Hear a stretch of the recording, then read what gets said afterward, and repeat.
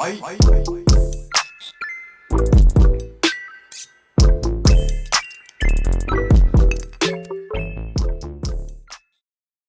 back to the Two Pointers Podcast. I'm Trevor Everett.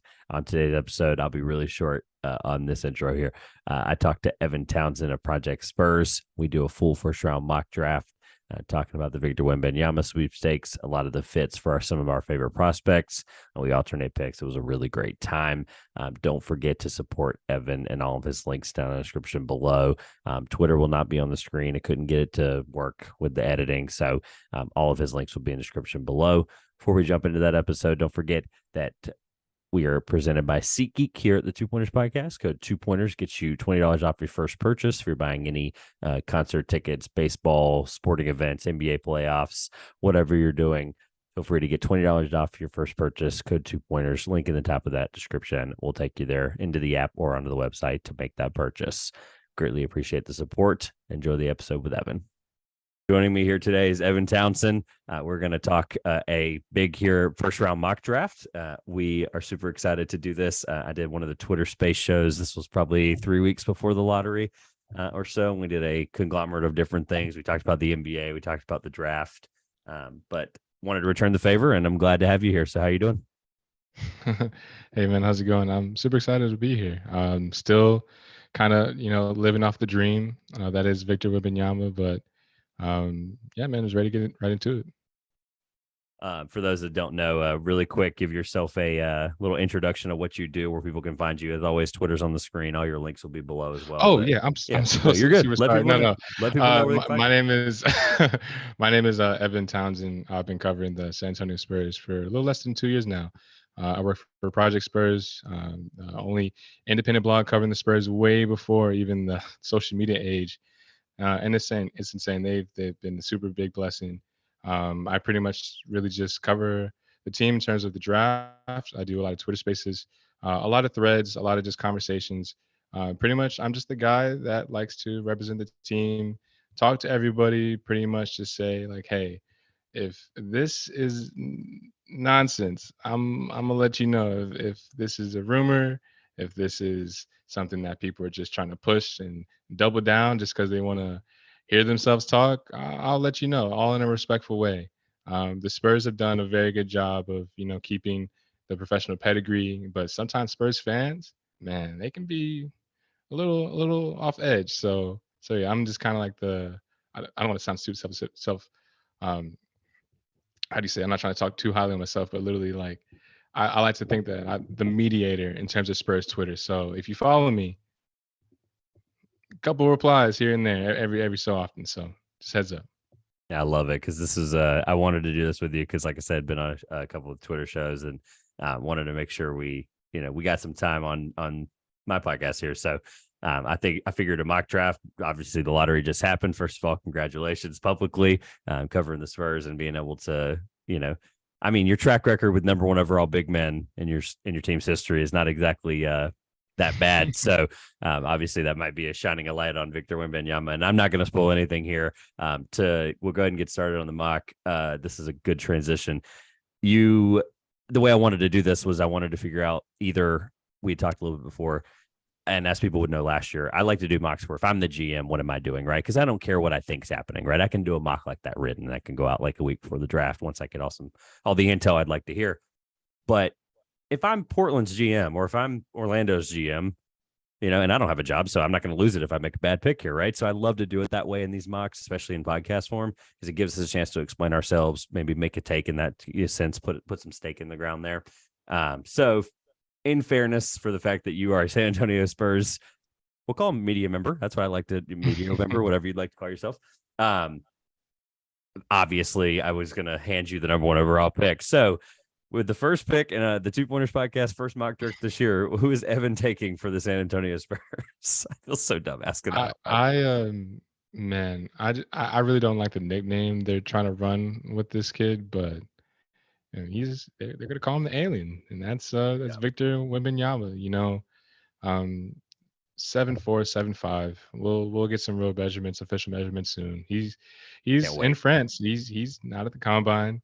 Obviously, the new CBA rules can't do that next next year. You know what I'm saying? Can't do that next year. That's right. But Victor, I remember the day. Yeah, I was in my old apartment. I was like, "Who is this kid playing against Rudy Gobert? It looks like a stick. We're both wearing green." And I forgot who tweeted it first. It was an ESPN analyst, and then somebody else, and people were talking about obviously next year's draft, and then draft after that. But 16-year-old kid who's moving like Kevin Durant on offense, and on defense is the Rudy Gobert, and just the super agile, the super mobile, the lengthy 8-foot wingspan, slender man. That's what they call him. Literally, it's just a dream. This kid can pretty much do anything and everything. Has confidence through the roof. Um, do you want me to talk about him for a little bit, or just? I'm good with whatever. I mean, I'm sorry. we both want more picks, but at the end of the day, he deserves some of this. I do think that there needs to be, and this is going to be fun talking to a Spurs fan about it, but like, it is interesting though. Like, I think some of this stuff that I know Woj is reporting when he says this stuff, where he's like, GMs are saying that he's the greatest prospect in the NBA ever, which, okay, like I don't want to go down that rabbit hole. And then it's like, okay, but he also might be the best prospect in North American team sports. And then I'm like, okay, maybe like that's something I'll have to research. And then he's like, also, people are expecting him to be the best player in the league by his third year. And I'm like, all right, that's where I have to draw the line. Like, you're putting I hate when we put such an expectation on people in prospects in the NBA. Like, I can give you 1,000 examples of guys in the last 20 years that we were like, here's their expectation, and they never met it and they were still awesome NBA players. And it's so frustrating. And I feel like this is a case where like, we're going to just trap this guy in a corner. Like, not every guy can work out to be LeBron. Like that, it has to be understood. So I do think everything about him is warranted. I mean, I literally talked to somebody in the NBA and I think it was late December. I said, don't laugh at me. I said, but tell me about Victor. Like, where are you with Victor? Like, I know that he's the number one guy and everyone's bored, yada, yada, yada. And he goes, I'm not watching another minute of his film because it would be wasting my time evaluating other guys. And I said, that's genius. I was like, that's a great point. Now, obviously, really deep diving his film, that's one thing, but like watching games that that come on 2 p.m. Eastern, whatever, great. But he's like, I didn't do a single like another deep dive again because it took time away from evaluating guys in the lottery and other places. I'm like, that's a great point, and that's literally what I spent this year doing. I did the same thing. I was like, you know what, you make a great point, and I haven't really studied him, quote unquote, since, because I don't think it's valid. Like, I think at this point, like, we know what we're at least, you know what you feel about him. And obviously, fan or not, right, we should know what we feel about this guy. So I am happy for you guys, though. I think it could have been, a couple other teams get him. And I'm like, oh, Lord, he ends up in Washington. Like, I just would have been like, I mean, nothing against Washington. They end up getting 8. I actually have their pick later in this, since I'm doing even. So we'll see what happens there. But anything else about Victor? Yeah, you do whatever. You say whatever, man. I just want to make sure that people know, like, there's just some of this stuff needs to be settled down a little, like on like the GMs making these anonymous claims. Yeah, no, I'll say this real quick. I think people saw, I think it was Zach Lowe tweeted about the chair. Yes, People already knew about that. We'll say another story. I'll just say this real quick. The Spurs did a really good job of not making it somewhat obvious that this was rigged. I'm joking, obviously. I'm joking, but I'm not joking. There's only two places that it would have been rigged, and San Antonio was one of them. Yeah. Jeremy Sohan and Wemby actually played together when they were teenagers. I think when I did he not know was that. 12 and Jeremy was 14. I'll send you the picture, man. That's crazy. It's insane that literally Sohan had the brains not to, and kind of, I don't want to say just sell the fans a dream, but literally he was super humble. The team told him what to do, told him what not to say, and literally it's just a blessing. In terms of Tony Parker's birthday, that was the day before the lottery. RC Buford, the day of the lottery, and the chair. It's just like, the Spurs pedigree, the Spurs way. It just kind of fitting in terms of where we are in terms of the team, and we need superstar talent, and just some guy that just comes in with just swag. Do you remember when he went to Vegas and he came in with the shades and and LeBron dapped him up? We just need some, not obviously the national attention. I'm speaking to the mic here. The national attention is cool. That's great. We're gonna be on TNT again. That's awesome. But literally, for the city of San Antonio, my man, they've sold 3,000 season tickets since the lottery. Okay, phones have been buzzing. Okay, I may not be. If I sleep at 9 a.m. when tickets are released, and if I don't wake up on time, and if I don't get my media credentials in time, I may not be able to go to the game. Literally, I may Fair. not be able to go to the game. So, um, the city is gonna have just a whole new rebuild, not just the team. Um, I know I have to wrap things up here. We got to get to the mock draft, but literally, the AT&T Stadium that has not been renewed. Fans for the past 2 years have been worrying. Is the team moving to Austin? Is the team moving even to Vegas? Is a team moving to Mexico City? Somebody had told me a couple months ago. I'm just like, dude, the mayor had to step in. The GMs are of course saying, we love San Antonio, we love the culture, we would never leave. Now it's like, okay, a complete different dial has changed, and we really got to turn things up. So we're super excited. Hey, don't worry. I knew that, and I baked in the time to know that, like, I wanted you to have this moment because, like, it's, you've been good to me in this media space, and I wanted to return the favor. This is like this beautiful landing ground for you to just be like, I mean, to a degree, like we can be this or that and want to be like, but you cover the team. Like it's not like Mhm. you're this national media person that covers all teams, and then you're like secretly a Spurs fan. It's like you have every reason to be just as excited. And by the way, I'm not a Charlotte Hornets fan. But with I was going to be the same way. Like if I don't get, and I have somebody on the inside in Charlotte, so like if I didn't get those tickets, I'd have been mad. Like I know Mhm. it's Victor, but like, dude, come on, slide me some tickets, slide me some media credentials. Let's go. Let's have a great time. I Um, feel you. that is my segue into. I'll be very fast on number two because I just want to nip this in the bud. I understand that there are conversations. I'm not even going to fully address Gavoni's tweet today, basically saying that everyone in the room thinks that Charlotte is taking Brendan Miller 1,000%. I'm not even going to touch that because it's so far away. But at the same time, it is Jonathan Gavoni, who, when breadcrumbs get put out there in his little pieces as he puts out stuff closer to the mock or closer to the Mhm. draft, once those breadcrumbs start showing up, that's what I take seriously. Is the ones that he can't say, but he leaves. But when he's saying it, it just seems so outlandish. It's like, all right, let me just give it a minute. So really quick, I think Scoot should be the pick. I think it's a grab it, grab it and forget it kind of thing. Like set it and forget it, like you say in fantasy football lineups. It's like a guy that you can absolutely be sure on, rely on. I mean, Scoot's the best prospect I've seen guard wise since John Wall. Got a chance to see John Wall here locally when I was younger, and it like he would be number one. I said this, I'm gonna end up repeating myself, sound like a broken record, but he would be number one in every draft in the last 10 years, minus this one, of course, because he's second. Mhm. Um, except for Zion Williamson's draft. Like he would literally be the number one overall pick in every single draft. I did go back and look at it, and I just think it's 100. Like he is one of the best prospects I've ever evaluated. And Charlotte at that point will have a smaller guard that they can play in different ways. They can use LaMelo's size to kind of mask some of the 6'2" long arm Scoot, try to figure out what he is defensively. At the same time, sometimes you just need guys that are just want it bad, and I think Scoot wants it bad. So um, I think it's a simple answer. I think that they would overthink it and take a fit thing, and that would be the most Charlotte Hornet thing or Mitch Kupchak thing in the entire world to take Brandon Miller. I'm not discrediting anything about Brandon Miller. I'm just saying that taking Scoot would, I think, ultimately end up being a mistake unless Brandon Miller's a top like 15 player all time. Like I just can't. Like I think Scoot's that good, and it would be for me if I'm, and we're doing this as GMs of these teams. So I'm Charlotte. I'm taking Scoot because it would be the best player on the board, and I think that's when you're bad, whether it was for 1 year or not. When you're bad, you need to take talent and let talent figure itself out a little bit. So this is my case for Scoot. Yeah, that's I have to agree with you, man. In terms of where I believe or I just feel LaMelo's mindset could be at. Obviously he was very disgruntled in Charlotte.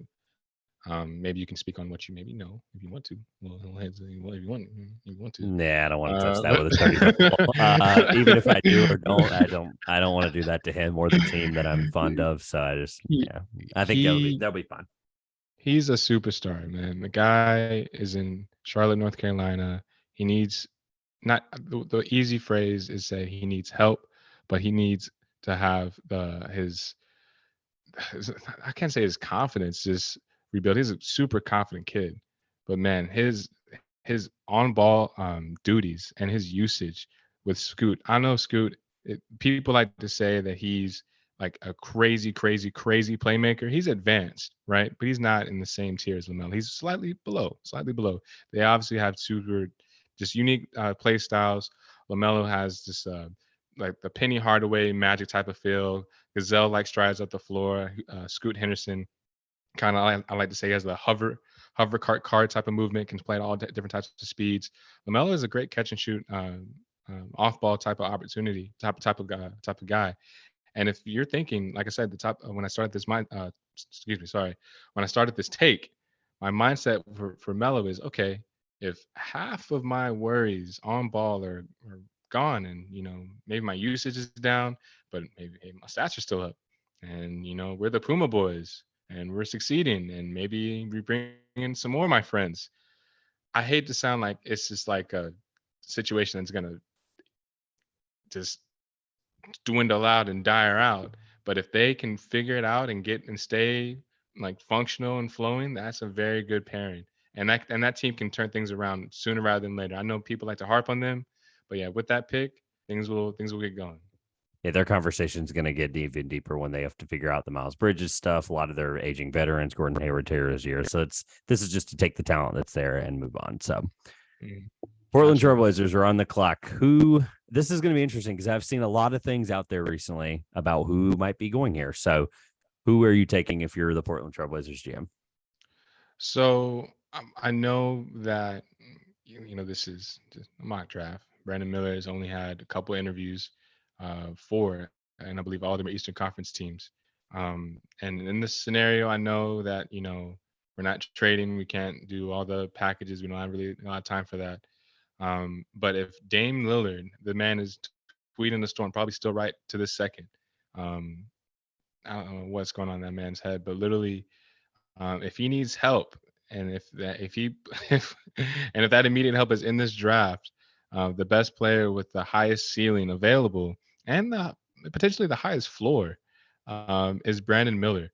Now, Brandon Miller off the floor, I'm not even going to talk about it. Decision making needs to be better, right? And in terms of what I've heard on the floor, but off the floor, so in terms of like his body language, et cetera, and how he carries himself and his demeanor, there's been some issues. Say he starts the game off 0-5. He's walking back to the bench. He's in foul trouble, not shaking anybody's hand, walking back to the bench, towel over his head, looking down, checking himself back into the game himself at times. He's walking to the scores table, saying, "All right, let me just lace up my LeBrons. Let's get going. You, come on, let's get out."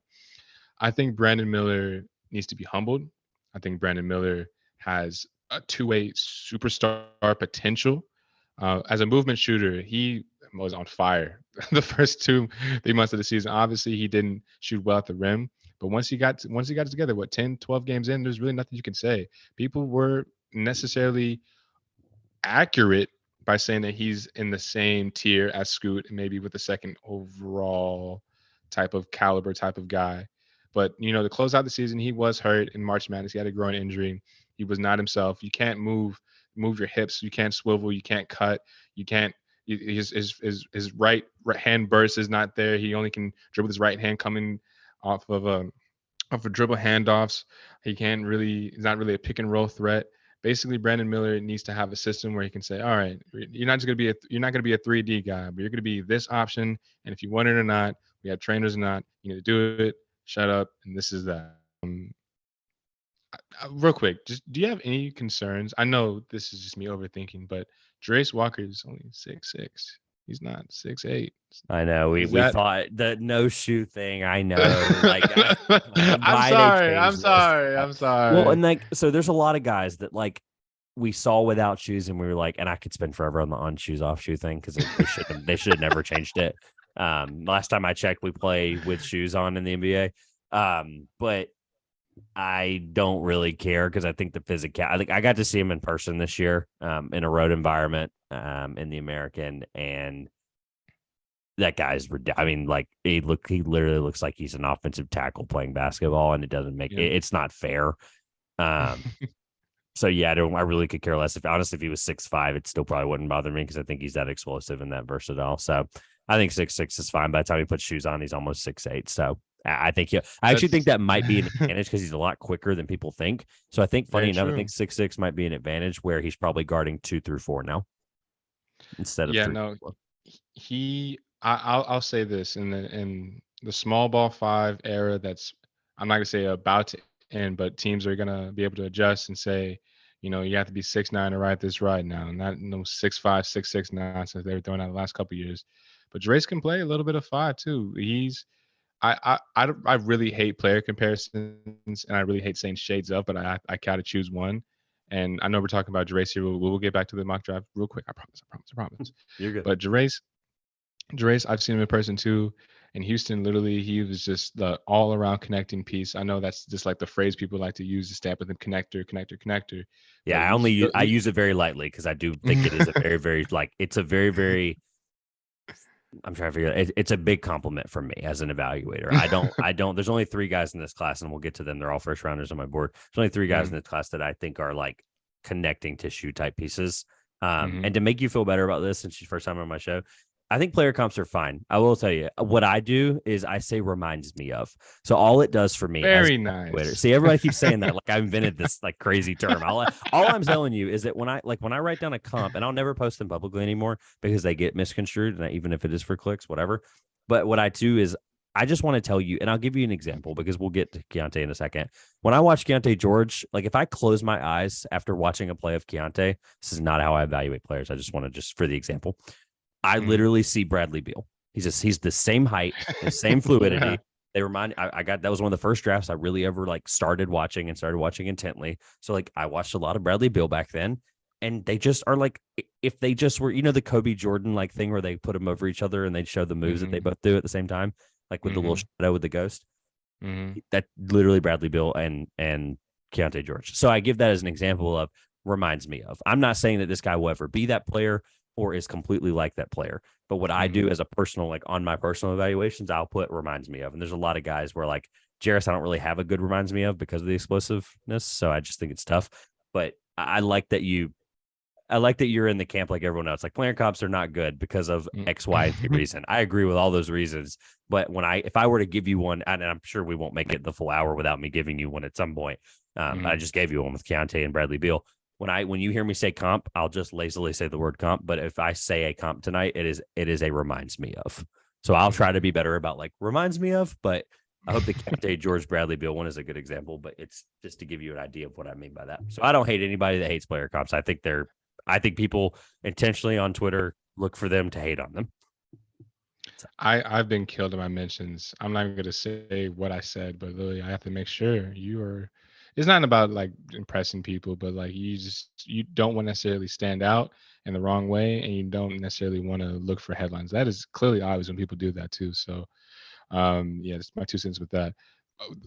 5 seconds with Jarris Walker. The shades of comparison I was going to say, he reminds me of face-up game of Julius Randle with a little more agility and versatility, defensive and mobility of a Josh Smith, and at the rim instincts of a Bam Adebayo. At 6'6", 6'7", 6'8", no matter what size, and you're blinking. And I know that's a lot. I'm thinking about it, and I'm trying to do the thing I just did with Keontae.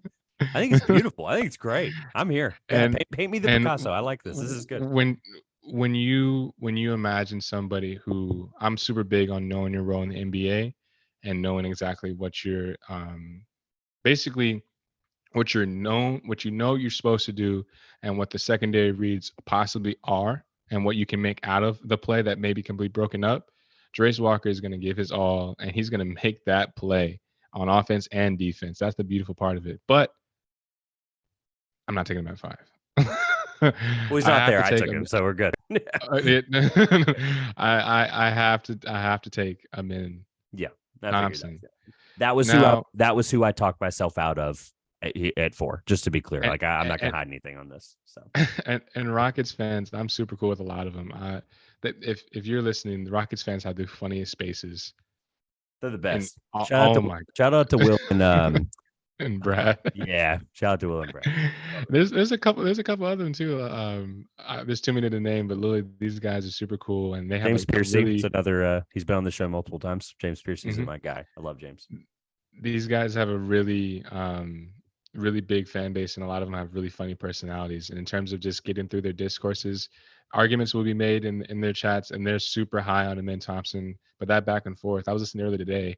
They're saying some crazy stuff just for him getting interviews and breaking news. But in a more of a basketball note, Amen Thompson for the Pistons, man. So like we said, 6'7", 7-foot wingspan. The the question mark of the draft in terms of where his floor is and where his ceiling is the definite.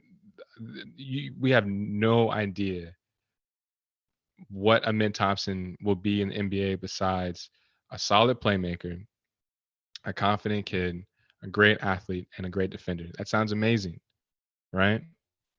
Now at OTE, these guys shoot from NBA three. He's been working on his three. He's been working with Jason Williams on his playmaking ability. Anything and everything I've heard about their work ethic, just both of them, real quick, is through the roof. These guys watch film. These guys know every eye is on them. Yes, their competition level isn't the best, and yes, Amin Thompson is there to shoot by high schoolers, and they're giving him the space to shoot, and he's not shooting well.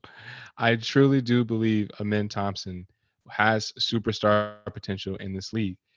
Now, in terms of him and his role with the Detroit Pistons, he's going to play the secondary connecting wing that is a ball moving wing slash point guard. I've kind of messed that up, but you know what I'm getting at. Pretty much, if Amin Thompson can learn from the likes of Cade Cunningham, who's slowly come back from injury, Jaden Ivey, who's a hybrid guard who's ready to get his usage up. It's going to go down with Amin Thompson. Not necessarily, but he's going to have to split the on-ball usage. The fit of knowing that you can't stop all of their first steps and kickouts and their playmaking ability, despite Jaden Ivey's non-mid-range game, but he's working on his flow game. Pretty much all that is unstoppable if they have a good role man on the court and one shooter. One shooter. They don't have a head coach. I don't know what type of scheme they're going to run. They don't have any type of veteran besides Bogdan and the He's heart of probably not Isaiah going to be there by the deadline. Yeah. and the heart of Isaiah Stewart, who may not get re-signed. These guys are super young.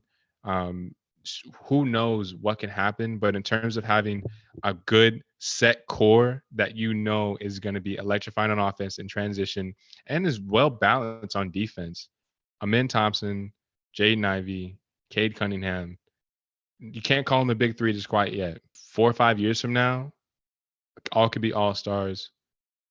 All could be unstoppable, literally from what their true positions are. And that could be scary. And I cannot pass on Amin Thompson. So I appreciate you for letting me fall to him. Fall to 5. But yeah. It was a tough decision in Houston. I wanted it bad, but again, this is what I would do. So I couldn't fall into my own trap. Mm-hmm. So Orlando at 6, and I want to get to closer to the lottery here, close to the 30-minute mark. So I'm gonna go quick. Orlando, because there's a lot of good guys in the 14 through 17, 14 through 25 range that we're going to end up spending more time on. So Orlando, I have 2 guys. I'm not going to say who they are, but I'm going to lean towards the guy that I saw ridiculous playmaking flashes that impressed me. And I think because of the situation Orlando's in, where I'm hesitant on their point guard future, I do think you need guys that can be secondary playmakers and guys who are bucket getters. So I'm taking Keontae George, and I think that's probably higher than most would expect. This is what I would do, but I will tell you that the guy that's 6th on my board, people who are listening to this, who have watched me or listened to me or read my articles, will know who that is. I will take him at some point before this is over, probably. But the guy that's 6th on my board is not who I take, because I think he would not be a good fit for Orlando as much as I love the guy. But I'm taking Keontae George. And is 6 Cam Whitmore? We'll get to. I'll reveal who it is when we get to it. I like that you don't know. This is good. Okay, for sure. All right, so 4. I'm updating the board as we went. So Jarris went to Houston. You took Amen, and I just took Keontae George, who I think, again, people are going to hear this and think that's ridiculously high. No, that's Indiana. That's fine. Indiana is on the clock. Who are you taking? That is a great pick, man. I'm gonna take Cam Whitmore. Now, in terms of the Indiana Pacers, these guys, they have 6 freaking picks in this draft. Yeah, it's kind of 6. crazy. 6 picks. Now, I don't believe they're gonna bring in half a roster of teenagers. That doesn't sound very, very smart. And now, in terms of Cam Whitmore, we talked about floors and ceilings. A very safe floor. His ceiling is what I want to talk about. Man, now the flashes at Villanova, he didn't even start a lot of games. I know he came back from injury. I know Villanova's system isn't what it used to be. But Cam Whitmore, those flashes are just so impressive. I know, percentages aren't the best. The splits aren't necessarily where you want to see them. But in terms of his just, man, super electrifying. I've never seen a man put back his own putback. You know, like in terms of Cam Whitmore and what he would do for the Indiana Pacers, you're looking at somebody who's coming off a dribble handoff, ready to slam on it as hard as Anthony Edwards. You're looking at somebody with Tyrese Halliburton's vision, um, coming off of a pun fake, coming off of any type of misdirection, Euro step. If you can find a way to turn into not just, you don't need to be an advanced playmaker, but just a confident playmaker. That's just what's going to unlock him to be a 22 consistent point per game scorer in the league. I like to compare him. I hate saying this name, but I like to compare him to Miles Bridges. Miles Bridges with the self creation bag. Now, his defensive build, he's just a super freak. First of all, his quick first step, super light feet, but man, his defense, that's what's going to get him paid for real. And now I forgot what his wingspan is top of my head, but I know he's built like a tank. I know he has what it takes. I hate saying flashes and I hate saying that over and over again, but man, it's a motor thing with him. I would like to believe that in a great system, he would buy in and he would be showing 100% effort, like how Kevin O'Connor said, he's the Ferrari with the what engine? What was it? I don't What was remember. I know what you're talking about, but I don't remember the engine. Camry engine, probably, but Ferrari with a Camry engine. I just think that Cam Whitmore is just all around professional and just a stud of a guy. I watched some of his interviews, and yeah, Indiana would definitely love to have him. It was tough passing on Asar. Asar, it could definitely be the small forward of the future, just as what better of a fit as Cam Whitmore, but I like Cam's ceiling. I like his floor and the potential, man, is like I said, it's not through the roof. It's not as high. I can't have him in the same tier as the rest of these guys, but he's right below. And I would not be surprised if he's a top 4, possibly even top 3 guy in his class, literally. So Yeah, he's fourth on my board, and he's been top 4 most of the year. So I don't disagree with anything you said. I think that some of the stuff for him as an on-ball guy is going to be what I'm going to pay attention to. And I think Indiana's a great spot with Tyrese Halliburton as your point guard. It's going to be fine. All right, I've got Washington at 8. Now, the real question is, does Washington take a point guard? Not me, Washington, but actual Washington on June 22nd. Do they actually take a point guard finally? The answer is probably no. And what makes this even tougher is All-Stars on the board, of course. Oh man. So it's like Wow. if I'm Washington, right, or if Washington's in my position, right, and All-Star's there, Kaysen's there, Jett Howard's there. Like Jett Howard seems like just such a Washington pick. Man, I think because of the floor, I do think this is not something Washington probably does, which is why I wanted to address the fact that this is what we would do. I think Washington makes dumb moves most of the time, and we've seen that. I'm going to take Cason Wallace because I think his floor is so good. Wow. The defense is awesome. And I think it's just I don't want to sit here and waste my breath because I think he's just exactly what we think he is. His shot looked really good this year. I know the numbers were all over the place, and then they end up looking pretty good in the year. But I do think Cason Wallace, I don't care. I think he's a ridiculous defender right this moment, and that's his NBA skill. And I think it's going to be really valuable for Washington, who can't stop anybody. So Cason Wallace is a very easy pick for me. You have Utah, but go ahead with Cason. Oh, no, I just have to agree. I want to just say this real quick. If the Spurs trade up to get Cason Wallace, then they interview Cason Wallace today, fresh off the Wemby news, it would be insane. I move on. Let's move on. Sorry, I'm getting too excited. One of the best defensive guards I've seen in a long time. Man, and just a true professional back in Texas too. You love to see it. Utah's an interesting place. Nine is an interesting place for Utah because they didn't really we all thought they were going to be in the Wemby sweepstakes in the top 4, and they weren't. So they were just better. Thank God. Which is weird. I mean, they just looking back on it, they're just that talented. And who is going to fill in that talent and continue to excel for Utah? For you? Yeah, so Utah is going through a kind of a weird stage. Obviously, Lauri Markkanen is all-star. Great, cool. He could play 3 of the 4. Awesome. Mark Kessler. Nice. First team rookie. Awesome. Yeah, cool. Established. Defensive presence. Everything else is a question mark. This, to my belief, you know. Colin Sexton is there, solid piece. He's a 6-man starter fringe on a really bad team. You could sign Austin Reeves. Everything else is a question. You don't even know what your rebound is looking like. They're gonna get rid of those black and yellow jerseys, right? You got to get something exciting. You got to get something that puts fans in seats. And while I'm not sure if Fasar is gonna love Salt Lake City, Utah, but Guys man, supposedly love it. I just can't pass. I love to see different mock drafts and big boards where they have Asar, because I have him top 4, and I'll get into that in a second. But Asar to me has a potential to be a better NBA player than his brother, and of course people will tell you that. Of course they're twins, and obviously different positions.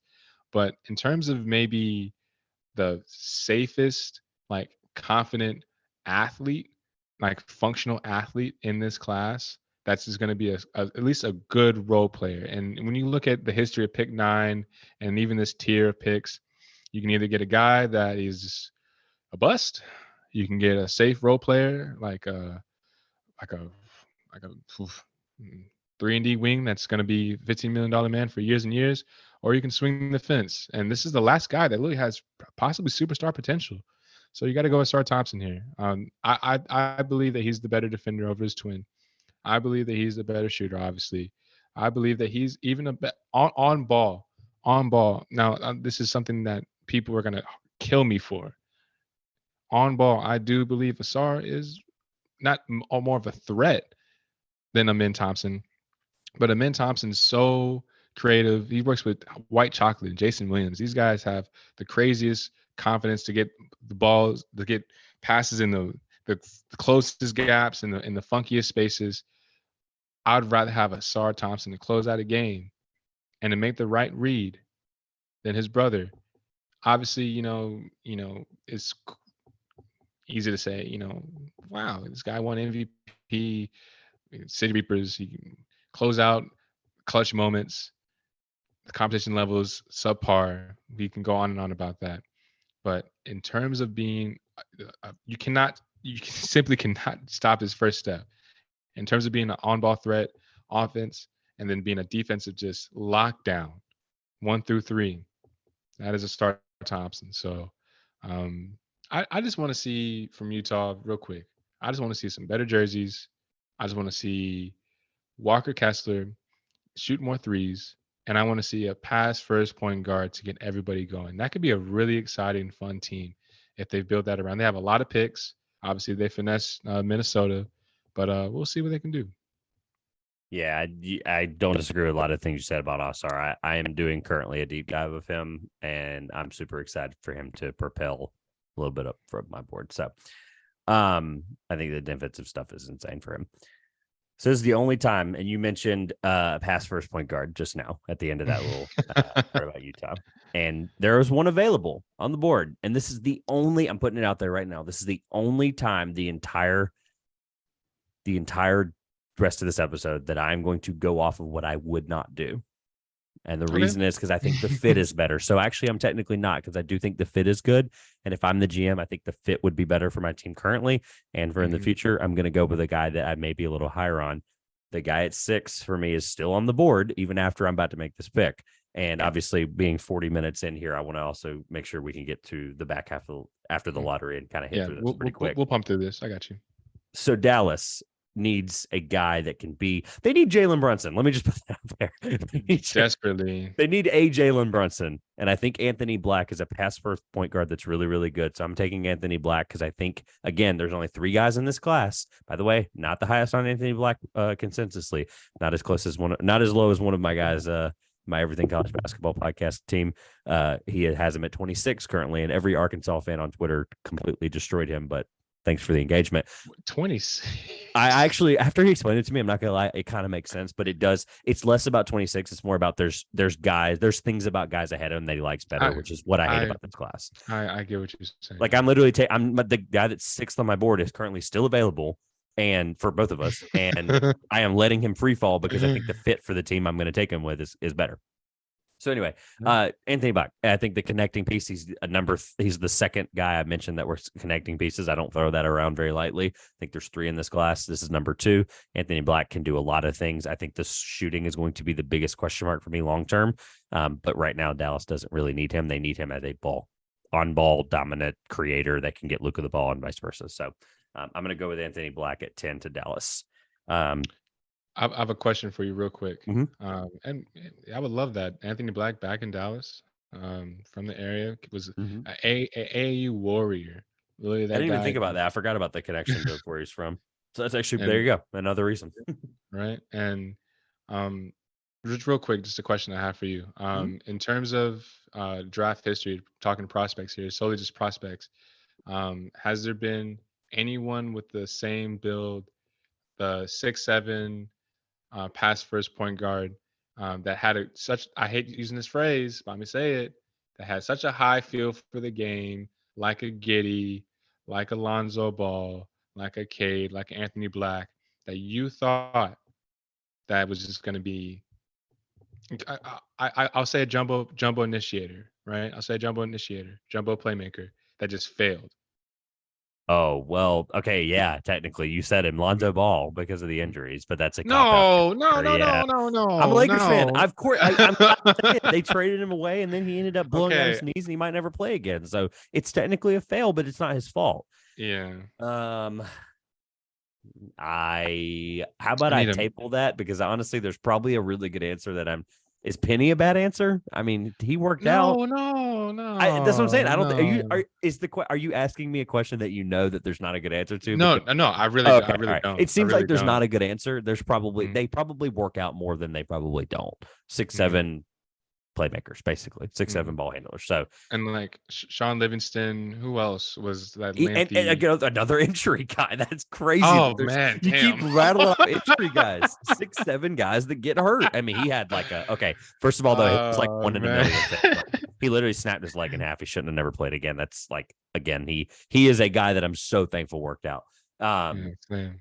But yeah, no, you keep naming all these guys, and I'm like, well, they all have their own injury thing, but at the same time, they all did work out as a pro. So Oh I think the man. answer is no. I don't know. I think there's so many of those guys that work out. So honestly, without thinking, someone's going to be aggregating this right now and be giving me a guy off the top of my head. But For sure. No, I got you. I just had to ask because I am I lower just, on Anthony Black, though. I do think that there are things that are concerning, but I think he also fits a lot of teams very well, which is why if I'm Dallas, this is a great pick because he fits the team immediately and for the future. So mhm. I mean, some of the stuff we saw the flashes from as a scorer in Maui when he played the Maui Invitational in November. I mean, that was No, 30 no points help. multiple times. Yeah, exactly. So we know what he can do when he's asked to do it, but he doesn't need to.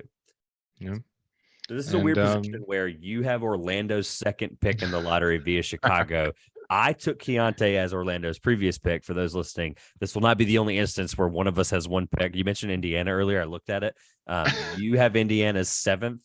I have Indiana's 26th, and then you have Indiana's 29th. So it's going to be really weird. We're going to be picking each other's team, but this is another instance where that happens. Orlando pulls the wool over Chicago's eyes and gets their second lottery pick. So with the Mhm. Vucevic trade. So Orlando, I'm ready to hear it Man. because I took Keontae. Like I said, he probably would have been available here at 11. Let me just be clear.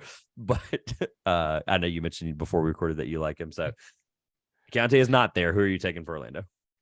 Yeah. Lock in Keontae George being Orlando Magic. This is Yeah, whether it's recorded. 6 or 11, it's going to happen. So Yeah. lock that in. If you know, you know. Shout out Mac Miller. Um, man, I really want to take Taylor Hendricks here. I really do. Taylor Hendricks, the PJ Washington, Christian Wood, best of Christian Wood esque type of combo type of forward. I just really struggle with him being like his decision making is just so bad. I hate saying sounding that low on guys knowing that they have superstar potential or star potential. That wait, remember what I said? That's what the tier star. He has star potential. I don't think he's going to be superstar. Let me make that clear. Taylor Hendricks is just not. He's not as mobile.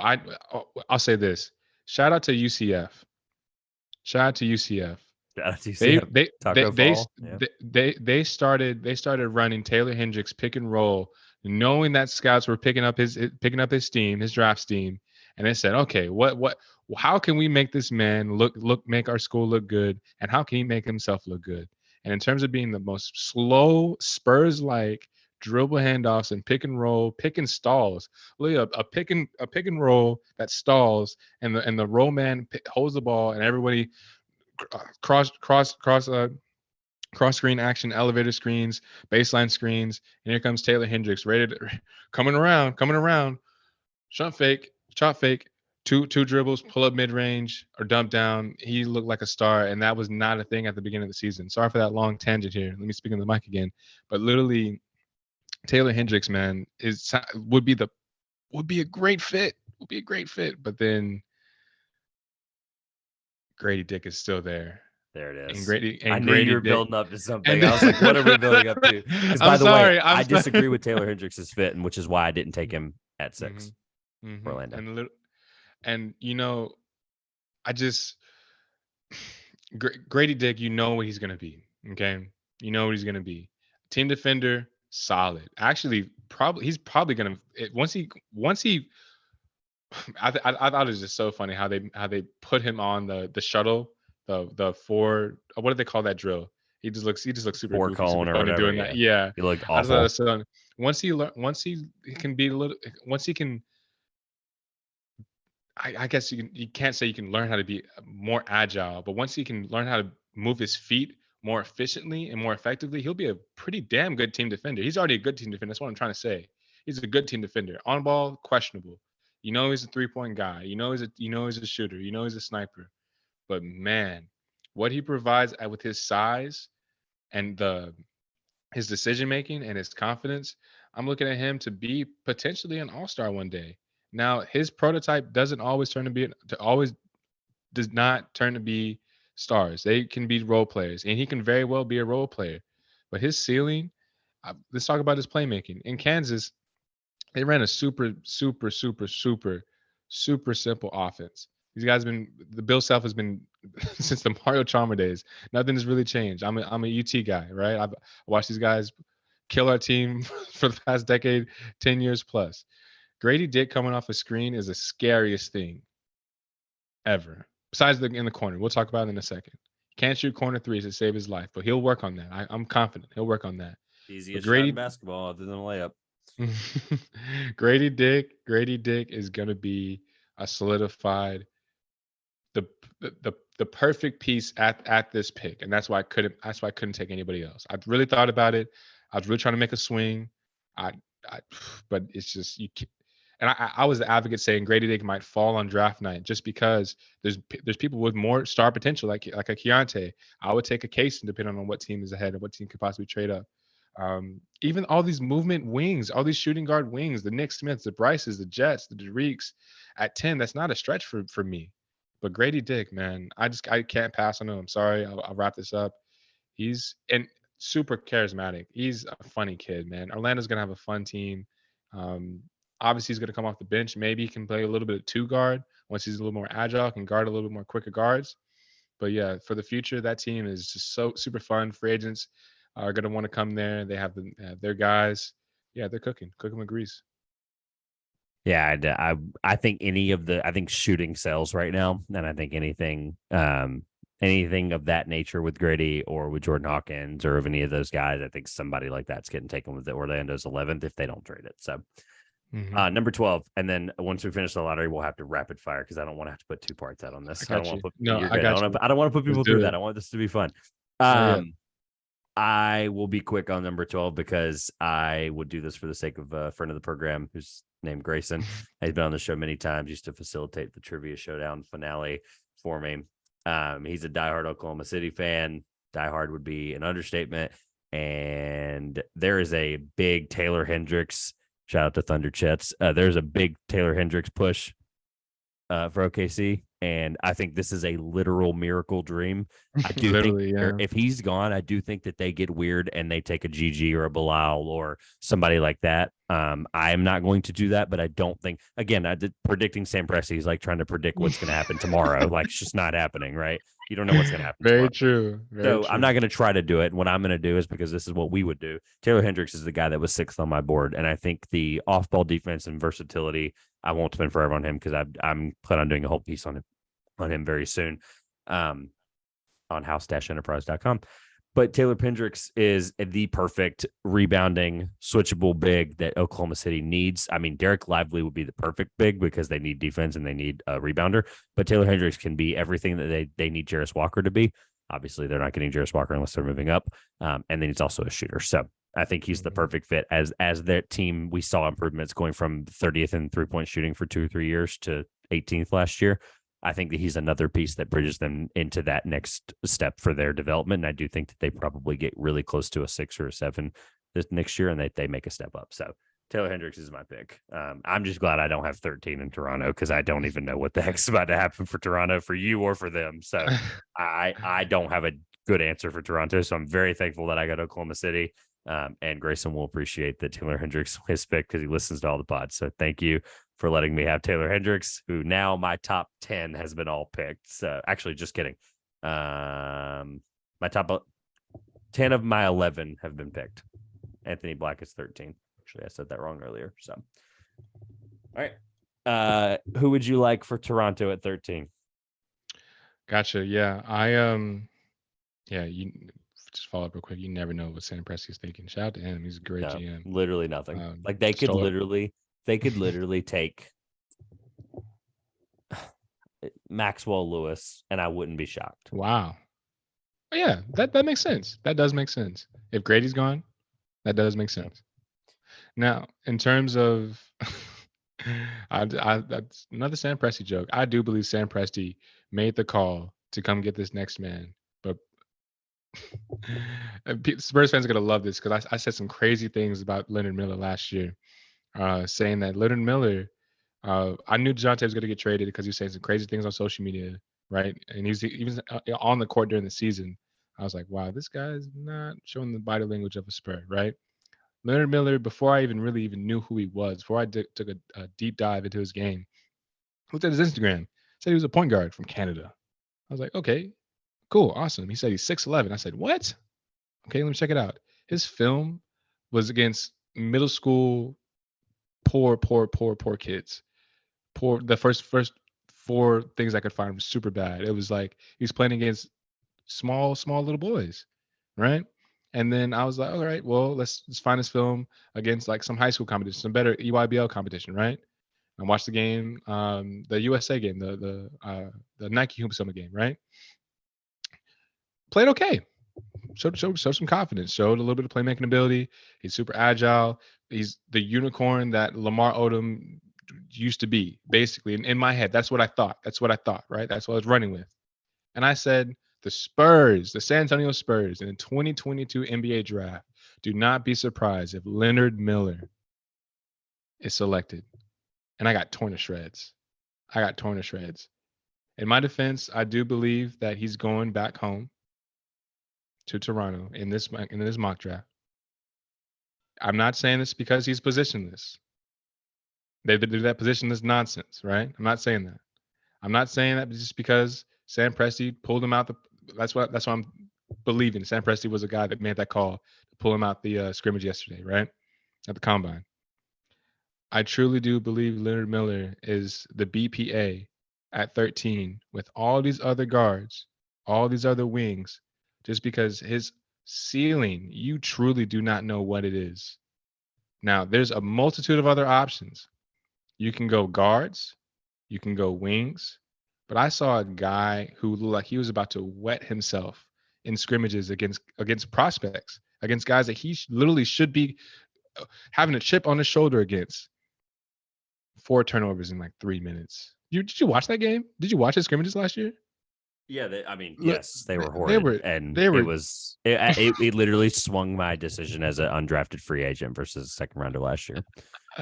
Man, and that's just how much of a question mark these guys are. Now I was only a year deep into this draft stuff. The reason why I say he had top 10 potential, not just because of his size, not just because it was a Spurs league that he got brought into a private workout, blah blah blah. I knew that this guy was going to be a great play finisher at first. No, off rip. I knew that. I knew that. And then as a playmaker at the G League, besides maybe when Scoot went out, he didn't showcase that any to little that at all. I have to wrap this up. I know we're trying to pump this through here, but Leonard Miller, as long as they have a veteran guard, Fred's gone. Fred worked his way out. He made some terrible decisions. If you know, you know. He's probably going to Orlando for 120 or whatever it is. Oh man, hey man, he has a chip on his shoulder for real. He's the bulldog of the NBA for real. If you know, you know. I got something else. But anyways, yeah, I cannot pass on anybody else, and I'm not. He is one of my guys. I'm not a Leonard Miller stand till I die, but I do believe that if he can find the right system and they can fill out just to be the small forward. He's not a power forward, being that skinny. He's not a point guard. He's not a shooting guard. He's a pure small forward that's positionless. I know that's a lot of things to follow up and to believe into, but pretty much it's like he's, like I said, that Lamar Odom that just needs a little bit of refining. The shot's a little bit funky. The left hand, it looks like he's shooting like a cantaloupe or something. It's too heavy for him sometimes, but he gets it off the good flick of the wrist, and he can get it going. But sorry for taking too long. That that's my last long tangent, just because people are gonna tear me apart by saying that Leonard Miller's reaching over a bunch of other guys. I really wanted to say GG. I really wanted to say even Jalen Hood, but I had to take Leonard Miller. Yeah, I think JHS is a really good pick there. I don't hate the Leonard Miller thing because literally after the lottery is when I start flirting with any team with them, like Miami. I've got obviously later on at 18, Utah. I don't hate Houston. Yeah, maybe I do hate Houston. Brooklyn, Sacramento. I think at that point, those are all the picks I've got coming up. So I think none of those I think would have been bad options. So I'm really not. I am surprised. I will say I'm very surprised by that. My YouTube reaction will be very clear. But you know what though? Like he's the guy that like I love. Shout out to Tyler Rucker, a friend of the program. I could see him being the guy in a few weeks where he's like, all it takes is one. Tyler's very famous for this. All it takes is one team to fall in love with him in the lottery, and there he goes. And it's like I could totally see it being Toronto, honestly. All right, New Orleans. We're gonna have fun pumping through these next wings. And honestly, because of the fact that we did the lottery in an hour, we're basically gonna have to rapid fire these. So this is about 115 would be great. I got you. Let's do it. I start losing viewer retention after 115. So New Orleans is a playoff contender team. We obviously know that there's some issues with Zion, and plus the lottery is like people really care about the lottery. They can click off after this, and I mean. don't, but you never know where they'll be listening from. They could be their team. So let's do it, man. So New Orleans they're in this predicament, and I was going to take Grady Dick if he was there because they need shooting. They need some guys that they're just like he would have been the best pick for them just from a positional standpoint. I think there's 3 clear choices here for them. I think 4 if I want to sneak one of my guys in quotation marks, but I think he'll be a better pick somewhere else. I'm going to take Jordan Hawkins because he basically fits the exact scheme that they ran at UConn. That would be the exact same similar scheme in New Orleans, and it's pro style offense. It's very friendly for shooters, as we see CJ McCollum be very successful there. I do think, and this is one of the only times I'm going to say a pick that I probably should have taken here. I do think Bryce Sensabaugh is another guy that should have been taken here probably. But I think the scoring ability of Bryce is not as valuable to them as the shooting ability, playing off of Zion, playing off of Brandon Ingram, playing off of whoever's playing point guard if they decide to go after a guy in free agency. I think Jordan Hawkins fits into any team in the lottery or any team after the lottery. And I think Jordan Hawkins is a pro that's going to be able to score. And I feel bad for every single Western Conference and Eastern Conference team, I guess, too, that's going to have to guard him and run 44 miles a game. So Jordan Hawkins is the pick, and I don't want to think twice about it because this is what I would do. So I like it. I remember I was talking to my friend Walker. I had Jordan Hawkins in the late first round, early second in January. And he was like, hey, man, you're going to have to fix that board. Watch for Jordan Hawkins. That's where I had him most of the year, by the way. Yeah, watch for Jordan Hawkins to be just one of the late bloomers. He's going to have a great season, great close to a season. And what do you have? He was probably one of the more clutch players in the whole tournament, man. Got to see him in person in Houston. It was unbelievable the kind of sets they were running for him. It was nuts. Did you linked up with Ryan in Houston? I did. Ryan and Sam Fetterman. Yeah, good guys. Shout out to I'm Ryan, man. so mad. I'm so mad. I should have came. Can I tell you a quick story? This is the last quick story. I promise. Ryan's my guy. My barber won Final Four tickets, and I told him, I was like, "Hey man, I'm an analyst. I need to go. How much for him?" The You know Final what's Four. crazy is they're not that expensive. Like that, it's you live like you could drive. I mean, it wouldn't be fun. It's really far, but the tickets. I think I paid $200 for my bottom level tickets on Monday. That's out the And door. Like, and yeah, I was really considering it, but I had one thing tied to that night, and I was like, man, it sucks. if I can assure these tickets, and he was like, oh yeah, we'll do it, this and that. He totally forgot about me, man. Yeah, The man had all these notifications, forgot about me. I could have gone to one of the best Final Fours, the best Final Four, even though the yeah. matchups weren't the hottest commodity. That Those were buzzer some beater great was matchups. un And un like I literally not a single person in my section had their phone out. Like all of us just react. We couldn't react in time, and we were just like, "Oh my god!" And it was just the coolest thing ever. that is Obviously, so Monday insane. was a throttling, and then my flight left from Houston Hobby Airport at like 6:10, so that was not fun. But Wow. yeah, the time zone thing only being an hour behind did not help. I think we got 4 hours of sleep for that whole trip. Damn. Yeah, shout out to Ryan. Ryan's my guy. Yes, sir. He's killing on the content, even on Instagram too. Shout out to him. Um, at We 15, I think I we're do. out of the lottery now. So this is all teams that did not have to lose that hard to get these picks. So a lot of them are trades. I think there's 1, 2, 3, 4, 5, 6, 7, 8, 9 picks that were traded at some point. So these are 9 of the next 15 picks were Wow. somebody else's at one point. So this should be really fun. One of them that's not is Atlanta, and I am so glad. Another team that I am very thankful it's you picking. So go right ahead with Atlanta. Let's rapid fire these relatively. Gotcha. You know, I got you. I do believe that Atlanta's having a fire sale. Trey Young needs to be humbled. I'm not the biggest fan of Trey Young. Not just saying that 'cause I'm a UT guy. Not just saying that because San Antonio owns Atlanta's picks in 20. I don't even know what years. A good while from now. I do believe that the fire sale is starting this summer, and you got to go BPA if that is the thing. I'm taking Jalen Hood-Schifino. Now, there's a lot of Dang it. options. Dang it. It's not. No. I'm Okay. All right. I was sorry. prepared for that. I was prepared for that. I'm It sorry. I'm sucks. It sorry. really sucks. Wait. No, no, no, Ah, no. I was about to say. I thought I forgot something else. I got taken. Never mind. no, Okay. you're Yeah. good. I Jalen was Hood. prepared. Jalen Hood. Yeah. So I truly do believe that Jalen Hood is going to be the best. I hate putting stamps. I hate putting stamps. But this guy is going to be one of the best potential role man if he lands in a role man position that is going to be like a 6 man, Emmanuel Quickly, Malcolm Brogdon, Derek White type of guy. I can see him being a starter, but Yep. him landing with a good team. Let's say I know we're talking about Atlanta here, right? But say he lands with a good team, right? Like say the Lakers, 2 picks later, right? That'd be cool. Would love that. Would love that. You would have had to be the one to make the pick. That's the funniest part about it. By the way, to be complete, he Man, would not have I'm been available at sorry. 17. I was taking him at 16 to Utah. That was 100% happening, which is why For I said, dang sure. it. I Yeah. So got you. Utah, he was gone, like without a doubt. So I'll land that plane here. I'm taking Jalen Hood. I do so believe he good. has the best potential. Yes. So yeah. He's so good. The size, like you mentioned size guys earlier, 6'6", 6'7" point guards. Like he's going to be Mhm. another one. I think he's just going to work out. Like we named all these guys that other than injuries, they were good players. Mhm. He's just going to be another one. I think he's going to be awesome. So, yeah, Yeah. he was 100% being picked in Utah just now. If you did not do that, so very glad for Atlanta there.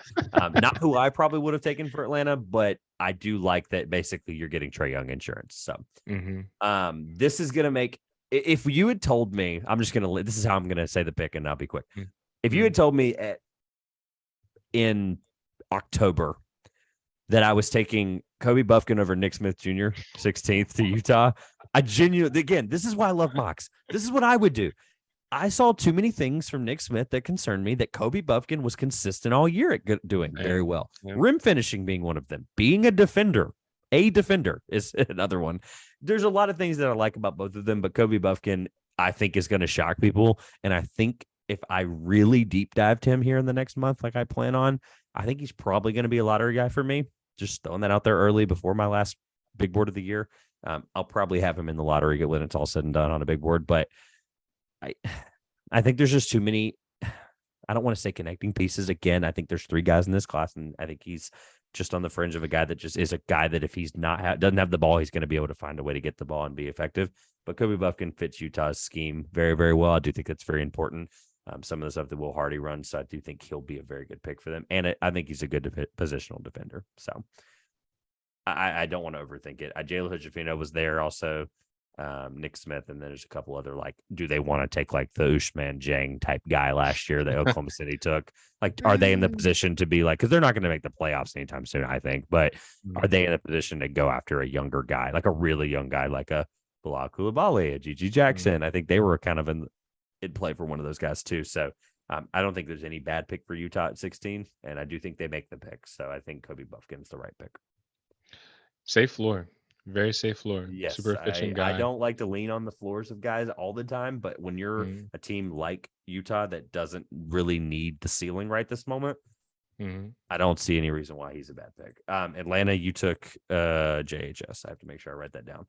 So outside the lottery, we took JHS and Kobe Buffkin, and then as sad as this is, you're going to be taking the Lakers pick right in front of me. So good luck.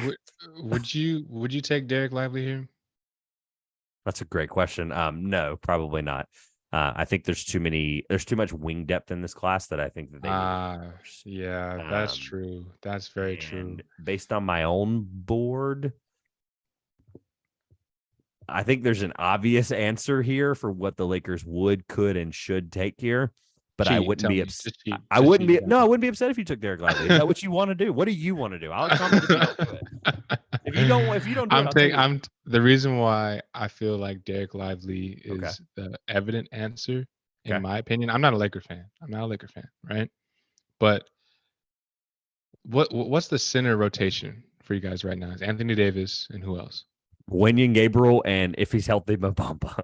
So great point. Derek Lively needs to fit right in. I'm with you. I think it's a great choice. I think there's a guy that the Lakers would, could, and should take, and I'm going to take him in Miami if you don't take him now. So take Derek Lively because it's just going to be gone. Like, the guy I'm taking, it's another situation where I'm taking the pick next. So I'm just going to take the guy. I just believe that, the Lakers, I think that they're going to try and re-sign D'Lo. Austin Reeves is gone. Austin Reeves is gone. Good as gone. Probably going to Utah, honestly. They can only offer him 4 for $40. I know, but it's and then sorry. I know that's hard for as you sip your Lakers cup. I'm sorry. Yeah, it's okay. No, I mean they literally can, it's a financial thing. They can only offer him 4 for $40, and he's going to take 4 for $80 somewhere else. So it's a simple math problem at that point. And then if you want to actually, you're the Lakers guy. Talk about their wing depth and maybe who you would take to replace the gaping holes that you have. Because I would just say that they can maybe swing on like some low end, a minimum guys that they, like LeBron always calls at the last second, that can fill those roles. And I'd rather have a Derek Lively that could be the third string turn to be the second string. But if I feel dumb knowing that I know who you're about to pick with this next pick. If you want to just go ahead and just say it, so I can wrap this. It's so ironic. It's so ironic that you literally were talking about Austin Reeves and the wing depth, and yet as he hits a sidestep 3-pointer to cut it to less than 10 in the fourth quarter, and then never mind, Jeff Green just hits a lot. All right, whatever. Jamal Murray hit 3. So Denver's doing the same thing they did last game, and I'm going to be miserable the rest of the night. So with Miami's 18th pick, here's how I'll land your plan for 17, and then we'll keep going. The fact that Jet Howard's available at 18 is ridiculous, and he fits Miami. And this is what they should have done with Caleb Houston when I thought they promised Caleb Houston the Michigan connection to Miami and Jet Howard, obviously, in Miami and Michigan. I thought they were going to give Caleb Houston a promise last year, and they didn't, or they did, and then they didn't take him. Magic got him at 32. If Jet Howard's available at 18, first of all, it's a travesty. Second of all, he's, by the way, 10th on my boards. This is 8 spots for me, getting him value here. And I think he fits Miami really well as a wing guy, and I think he'll develop into a better defender than we think. And I think he fits LA just as well. So I think the fact that I get him at 18 and then you didn't take him, I'm okay. I like Derek Lively. I saw him in person. Saw him courtside this year. I mean, Derek Lively's as big and as good as you think he is. So shot blocking is insane. I mean, I just ridiculous guy. So I'm happy with both picks, 17 and 18. Shout out to, a lot of Heat fans that have been in my mentions. I was in a space a couple weeks ago, and they brought up, like, hey, like there's a draft guy here. Let's talk about draft prospects. Pretty much they questioned what my knowledge is in terms of guys who have heart. Because if I said somebody who was super soft, or someone who maybe had a bad mentality or attitude, I said GG Jackson to the Heat would be cool, because Pat Riley would teach his man how to not be, That would be a super, culture shock for sure. right, That right. would be a big culture shock for sure. And I'm taking him with the next pick with the Warriors, and I that's was wondering just where you were going with this. I like that's that. Okay. that's that's just as big of a culture shock, right? I like But it. They've got nothing to lose. I mean, and yeah. and GG Jackson, man, I talked to a couple guys that saw him in person, just private workouts, and let me tell you, man, his on ball ability at his size is better than a lot of guards and wings in this class.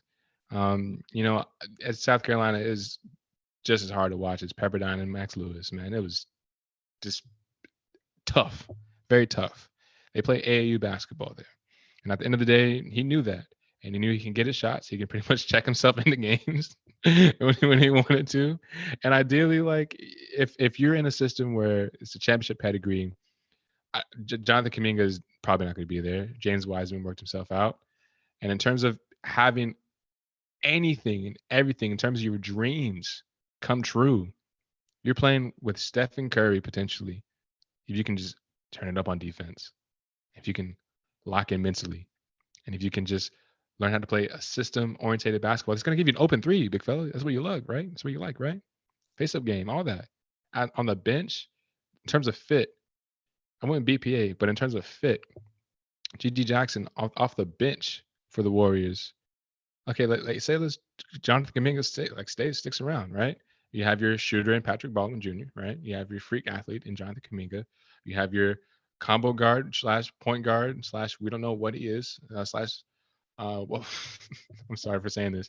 He was a draft Twitter darling, and Draymond knew that, and that's why Ryan Rollins is picked, right? Moses Moody, good shooting movement wing. You need that face up scoring power forward, not toolsy, not super raw, but knows his game, and that's GG Jackson. So I'm not gonna land that plane there. I hate every single pick for Houston here from a fit standpoint, except for one, and he's not a guy that's anywhere near this on my board. So I'm just going to deviate from that logic. You took GG, and I was going to probably take him soon anyway. Brooklyn is too nice. I don't think Bilal is going to be at 20, by the way. I do not think that will be real. I do not think that will happen. I do not think he will be available at 20 for any team. Do you know that he's 6'8"? I think that's amazing. Bilal Coulibaly being 6'8", I think it's awesome. What was he supposed to be, 6'6" anyway? 6'6". Oh, so he's oh yeah. I mean, this kid's gonna be gone. Yeah. Okay, so he's gonna swoop him up, and I'm gonna look like an idiot. I don't like any of the fits that I wrote down for Houston now that I'm looking at them. Mm-hmm. I think Marcus Sasser, who I'm not taking, let me just put it out there. I think Marcus Sasser is a great pick. I don't want to sit here and take like the Jarris Walker hometown thing again. That would be cool. That'd be fitting. But they do need a point guard if they're going to figure out. If everyone on the table is on the table, including Jalen Green, I don't know who the heck to pick. I'll be honest with you. So I'm going to take the upside of if they keep this team together and continue to build. I hate this pick because I don't think it's a perfect fit, but it's the only fit on my board left that I think makes any sense. I hate everything. I probably should just reach really far down and just be like this guy, but I'm not going to do that. City Sissoko. I don't think he needs to be this amazing, but I think he fits perfectly. He's a transition scorer that's really, really good and spot up. He's a guy that can play really good defense, and I just don't want to take anything away from Tari Eason, but I also think I don't want to take shots who I was going to take Bryce Sensabaugh potentially. I think he would take too many shots away from some of those guys on the team, and it's already a shot-chucking fest in Houston, so I think less shooting would be actually a better thing for them. Which is why City Sissoko is, and who, by the way, is a decent shooter. So I think it'll come together very well for him. I think I'm just taking defensive upside and transition upside. So, and he's also 6'8". I would love City to be a Spur and for them to trade up. I'm gonna talk about that tomorrow on the timeline. That's crazy. I love the fit with Houston. Basically, he's the positionless wing / secondary playmaker that they desperately need, knowing that a lot of guys are outside their role. And I can see that happening. I potentially that honestly could be a thing. That is definitely a target that they should be looking at 20 if they do keep that pick. I know they're probably going to move it though. Yeah, 21 and 22 is literally Brooklyn back to back. So let's just make this one quick since we're getting I got close to an hour 15. I got you. I'll take Bilal just because BPA and just for That's perfect because he literally doesn't make sense. He makes sense everywhere, and the fact that he's just there at 21, I mean, like, yeah, I was gonna take him at 22 if you didn't. So yeah, ultimately we're working together on this one a little bit. That pick for Bilal, we've talked about him already plenty, and he hasn't even been picked yet. So you make my life easier with 22. So yeah, you can go ahead with 22. I think you made my life easier because now I'm looking at it. I'm like, damn, I don't know. I really like Trace Jackson Davis, but I also think Deron Holmes needs to play more. Not Deron Holmes. Daron Sharp, excuse me. Darren Sharp, their backup. Yeah, their backup. You got me hype. You got me hype. I thought you were taking Holmes there. I think Trace Jackson Davis is good. No, I got him somewhere else. Assuming you don't take him now. I accidentally spoiled my own stuff there. I like Dariq Whitehead for Brooklyn. I think the defensive potential there is insane. There. Yeah, Dariq's been available for a while. There. I love Dariq. He's been one of my guys. I had him at 4 up until like mid-January, by the way. So talk about my guys. I literally think he's that good. And I was in on him most of that. And obviously I had to taper my expectations. And I think that's what I'm going to take. I'm not going to overthink Dariq Whitehead. I've talked about him 1,000 times on this podcast. So I think we're up to you at Portland. Yeah, I have to take Bryce here. I have to take Bryce Sensabaugh. I know Nick Smith is on the board. There's a couple other options in terms of guys. I'm so sorry for not speaking to the mic. I'm so sorry. But in terms of guys who, man, I would just feel so dumb just passing on. I think Bryce is up there. Bryce, I learned this early on. I learned this super early on in the draft process. Buy in on guys who are built like football players. Correct me if I'm wrong. Correct me if I'm wrong. Do prospects hide their builds during the draft process? I think it would be insane too. I mean, unless you're, I know that there's this article floating around right now, or like analytic test of guys that are hiding their standing reach versus their vertical. And if it's wrong, that guy's going to get dragged through the mud and probably never be able to be a reputable person ever again. But at the same time, it does seem very legit. So I do think guys do play the system a little bit. But like, if you're going to play the system, like, why would you play it with certain things and not others? So I don't know.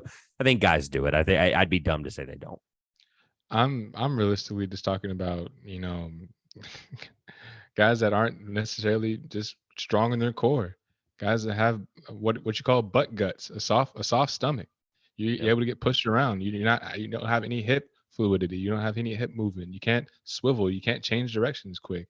Also, I'm looking at your chest, big fella. You got a bird chest. Are you soft? Can someone get an elbow in your chest and you move off balance? Look, it's the same thing. Bryce Sensabaugh is solid. Bryce Sensabaugh is probably, man.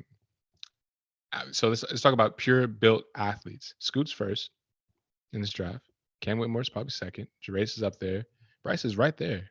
And in terms of being a 3-level scorer, I really wish I could have seen him next to Malachi. That would have been fun, even though the fit is a little bit funky in terms of their versatility and what they bring both to the table. That would have been fun to see, but I got to wrap it up. Bryce at Portland at 23. He's not falling to 23. So yeah, I just probably not. Yeah. As low as I am on him, I don't think he's falling to 23. Remind me just to make sure I got the notes right. So when I read it back at the end, 21 for Brooklyn, you took 21. I took, damn, what did I take? I don't remember. That's why I'm asking. 22. I took, I don't remember now either. I took Dariq Whitehead, I think. Yeah. All I know is that I'm just gonna say the names that are available: Nick Smith, Chris Murray. I took Bilal. I'm sorry. That's right. You're good. I just wanted to make sure I had it right. I took Dariq Whitehead, if that's correct. Gotcha. Yeah. And I think that was all right. Bilal Coulibaly. All right. So Sacramento at 24. I'll make this quick. This is where I take Deron Holmes. I literally talked on a podcast with somebody recently, and I think they needed a Deron Holmes in the playoffs, and they probably beat Golden State this year because they don't have a big outside of Sabonis. I think he's got unbelievable motor. I think he fits Mike Brown's system amazingly. Deron Holmes is the pick. I'm not even going to spend too much time on it. I love Deron Holmes. I have been a Deron Holmes first rounder guy the entire year, have not wavered. I think I had him at 31 at one point in like October. But like all year, I've been Deron Holmes first Salute. round. I like how you perked up when I said it earlier. I wanted to make sure I Mhm. took him because I like Mhm. Deron Holmes, and I think Sacramento is the only place left that I have a pick for that makes any sense.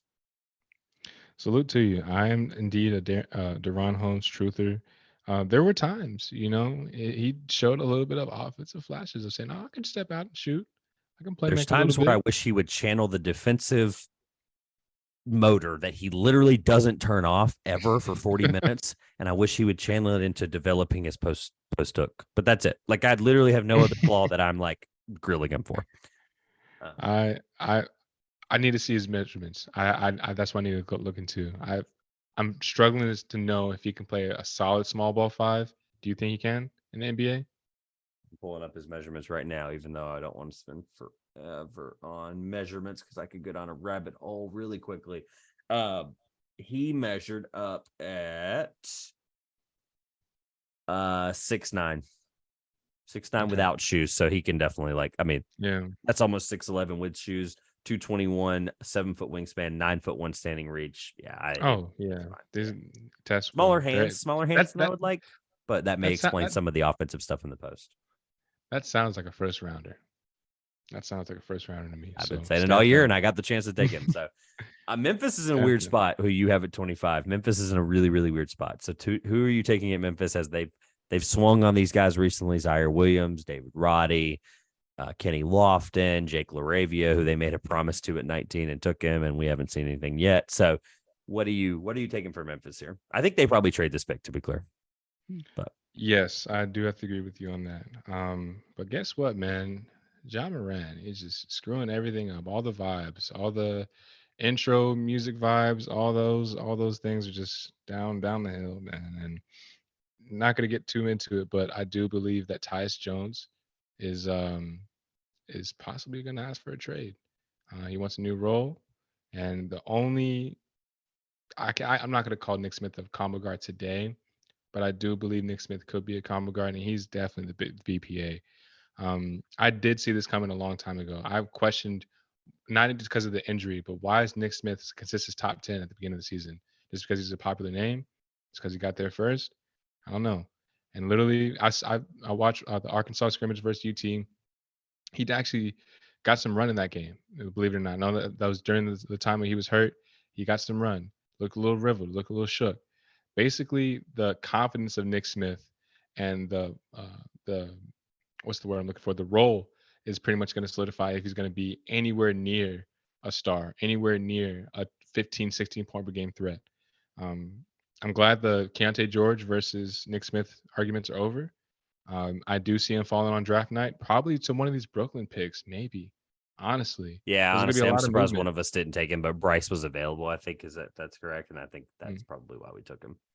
Yeah, so I'll go with that's crazy, 25. Yeah, but that's that's I could that's see it that's though. that's fair. That's fair. That's fair at the end of the day. So, I could also but see yeah. Oklahoma City taking him at 12 because they love him and they like the pedigree. Like I could see it. I wouldn't be shocked.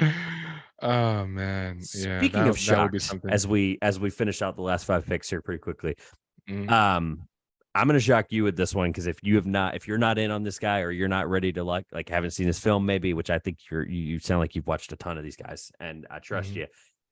James Najee is going to be a first rounder this year and it's going to blow people away. Yeah, virtual high five. Thank you. James Najee, Indiana, super, super careful team, assuming they make this pick, even though it's their third first rounder. Um, you'll have their 29th or second first round. You'll have their 29th in just a second. Indiana Mhm. needs a backup big. And I think this 18-year-old guy who's playing meaningful minutes, not a lot of meaningful minutes, but meaningful minutes in one of the best teams in one of the best leagues in the world in FC Barcelona. I mean, could literally break any backboard at any point. That kind of strength, that kind of physicality, the pick and roll ability. I think the defense is legit. I think this kid is unbelievable, and I do not care that people are going to see this and say how many points per game. Don't care. He's unbelievable, and I think Indiana is the perfect spot for him left that I had. I would have also taken him at 28 to Utah, but I was scared you were probably going to take him. So 26, Indiana. I'm gaming the system a little bit, being scared of another pick that's one pick later that I could have taken, but Indiana, I think, is James Najee. What I would do I, anyway. I strongly do believe James Najee is going to be potentially. He has. I can't say this. I got to reword that. He has the potential to be the second best big in this draft.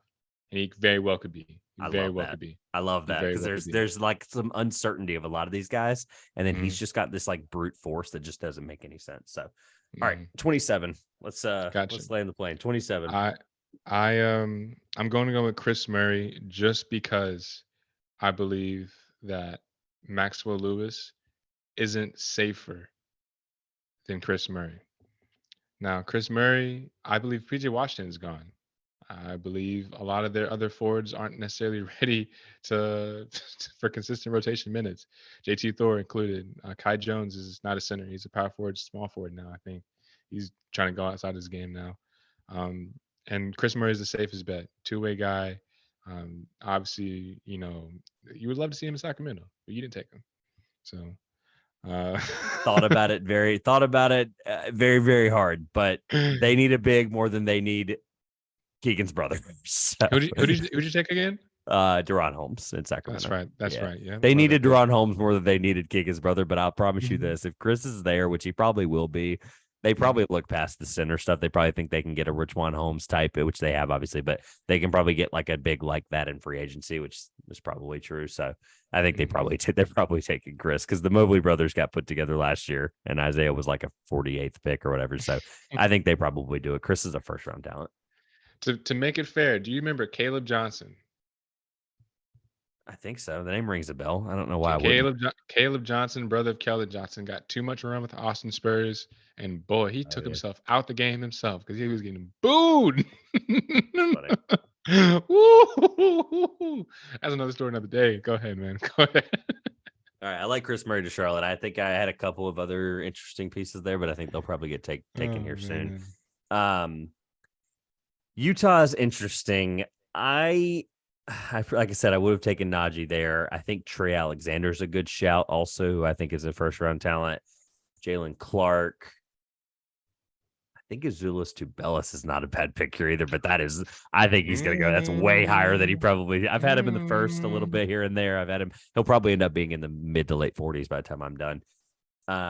There's another scoring guard that I'm gonna take at 30, probably out of sheer selfishness. So I'm gonna take the guy that I think makes the most sense, and I'm actually going off of the fits that I wrote down initially, just because of what I think makes more sense at 28. I am leaning on. I'm talking in a circle here. Never mind. I just talked myself out of it out loud. I don't know. Why isn't Colby Jones the good pick for Utah? Right? Like He he's a is. big guy, big whatever, but I think Trey Alexander's a better pick. I think I like Trey Alexander for the fit in Utah. And I love Colby Jones. And I'm going to be really sad if you don't take him at 29 because I think he's a first round talent and a first round grade on for me. But Mhm. I think Trey Alexander, just the pick and roll ability, also a 6'10 wingspan, just doesn't make sense for a guy of that stature. So I think he just fits what they're trying to build. And I just think Trey Alexander also is going to develop as a pick and roll scorer too. So I'm going to take Trey Alexander. I think he's really good. I need to look more into Trey Alexander film. That's one of I think the 4 or 5 guys I have in my notes that it's just like, especially now that we got Wimby, I'm just like, I don't even know. I mean, I don't even have I'm the with you. time to do a deep dive. But I'm He didn't make sense. He didn't make sense at 29 for Indiana, first of all, because mhm. they have literally his exact clone in Andrew Nemhard. So it was like one of those things I'm like, I knew you probably weren't taking him, and the Clippers don't need him. So it's kind of like, I don't know. I don't know.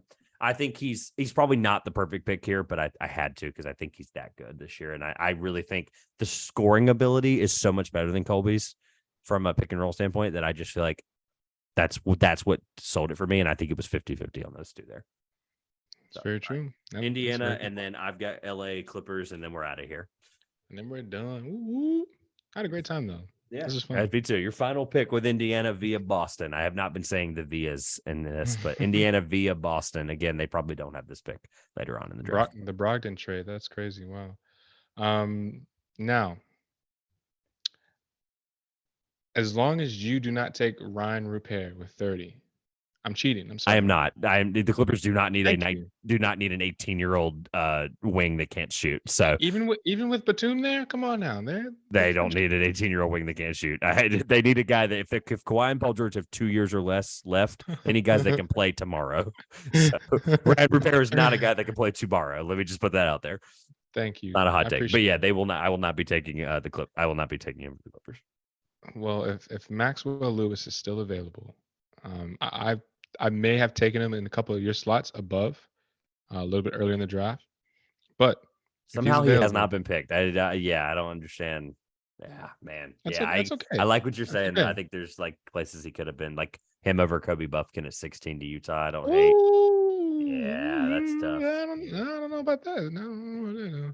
I think that literally,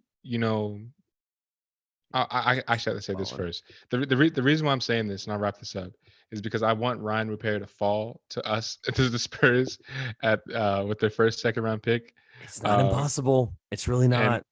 and I'm so glad that it's starting to come around that he can't shoot and he's gonna need so much work because he's probably gonna be a role player, a really really really good defender, really good agile mobile defender. But I'm taking Maxwell Lewis because I know that this guy can give me a bucket. I know Pepperdine was super hard to watch. I know he's not necessarily a 3 level scorer just quite yet, but he reminds me a lot of Devin Vassell. I saw that comp first. I stole it. I don't know who I stole it from, but I will admit that. And I do believe that if he unlocks some playmaking ability and if he buys it on defense, this guy has some star potential. He has a little bit of star potential. And I get it. In the wrong system with the right head coach, you can look and actually no, you can hurt your stock. And that's what Maxwell Lewis. He just severely hurt his stock. His numbers were plummeting. Like I said, Pepperdine was terrible. It's tough to super tough to watch. But Maxwell Lewis is pretty much. I think this is the evident pick here, in my opinion. Yeah, I don't Yeah. hate it. So I don't think he yeah, fits Indiana perfectly, but at the same time, it's just taking a bet on talent at that point, and they're in a position to do that. He reminds definitely. me comp that I haven't seen anybody do. I say comp. He reminds me of Steve Smith. And I don't mean I like Panthers wide receiver Steve Smith. I mean the Atlanta Hawks guy that. that couldn't shoot more than 15 feet from the basket and was like a post up guy. I think Maxwell Lewis's bag is better, but he reminds me of him. Again, reminds me of is just literally I see something out of it. Mhm. All right, the Gotcha. Clippers. I'm gonna land this last pick here, and then get your plugs in, and everything will be linked below, and we'll get out of here. So the Clippers are in a precarious spot because I think, and I'm gonna push my agenda right now on you because you need to Mhm. hear this. Another guy you need to put on your list if you have it. Jalen Slauson is an NBA pro. He will not be Yeah. a first. He will not be a first round pick. I am going to put that out there 100%. He will not be a first round pick, and I am not taking him here. Even though I Mhm. mentioned they need guys that could play tomorrow, he could literally play like 2 years ago in the NBA. I'm taking a guy that literally should not fall out of the first, but I just see this happening, and I'm going to be upset about it as a fan. I'd mentioned to you I am from the Triangle area of North Carolina. I got to see Terquavion Smith so much this year, and you know what? I'm sick of the mocks to him and the Clippers because it just means it's not going to happen, right? Mocks of people that aren't Jonathan Givony.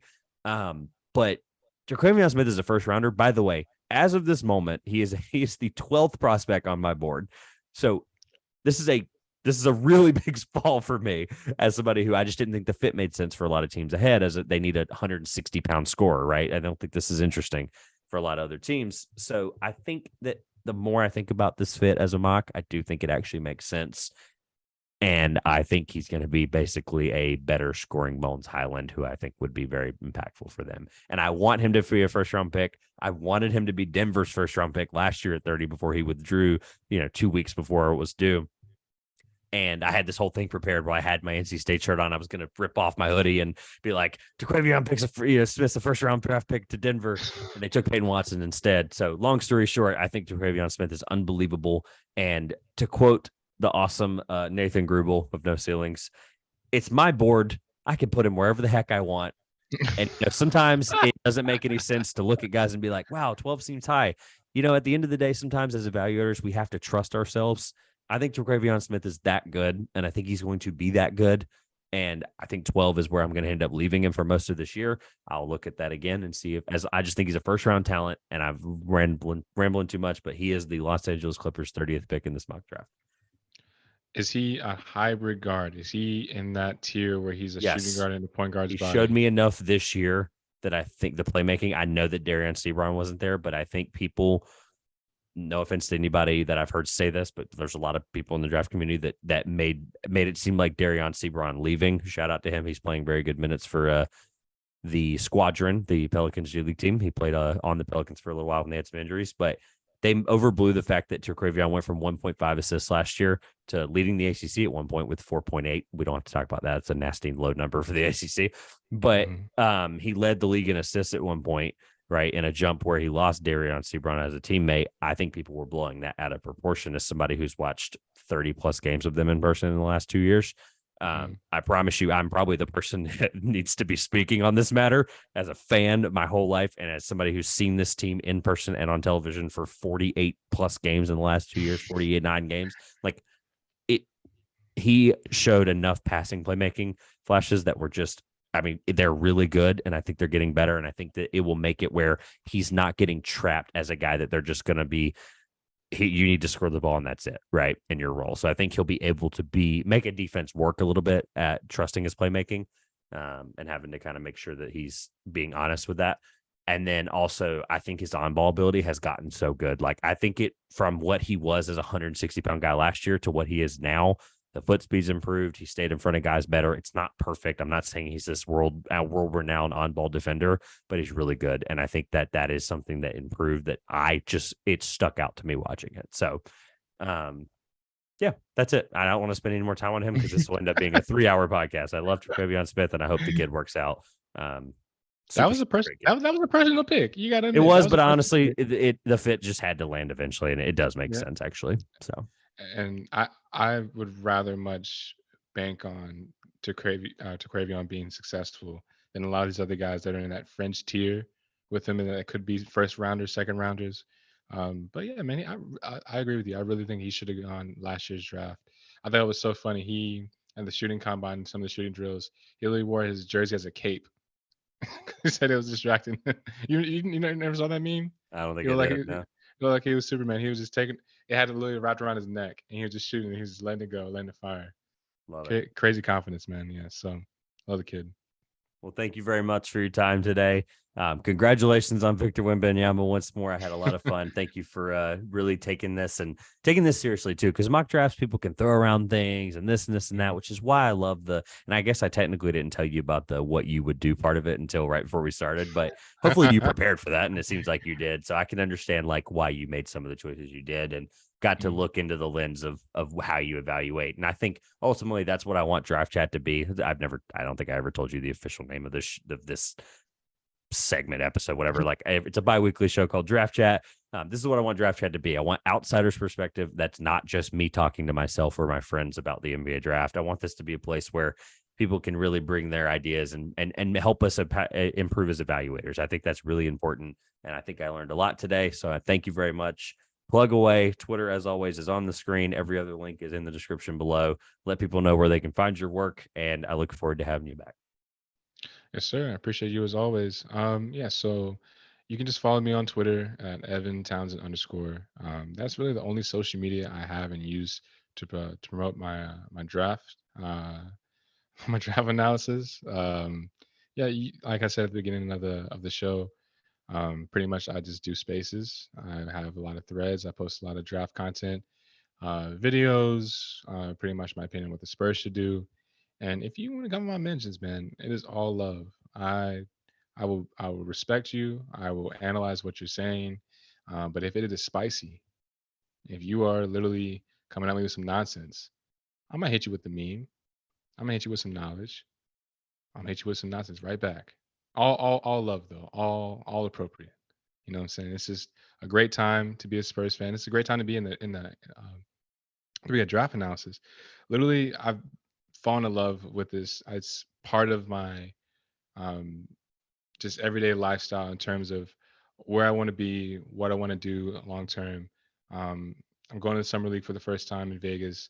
Going to do a bunch of different camps, and literally, it's going to be such a great time. So, in terms of just like scouting dreams, in terms of long term goals, real quick, this is definitely like a real good hobby to pick up. So if you're ever listening, and if you ever have any interest into maybe just looking into film, I remember when Mavs Draft DM me and he followed me, I was super excited, and he got me into Synergy. People want to see you win and take that next step.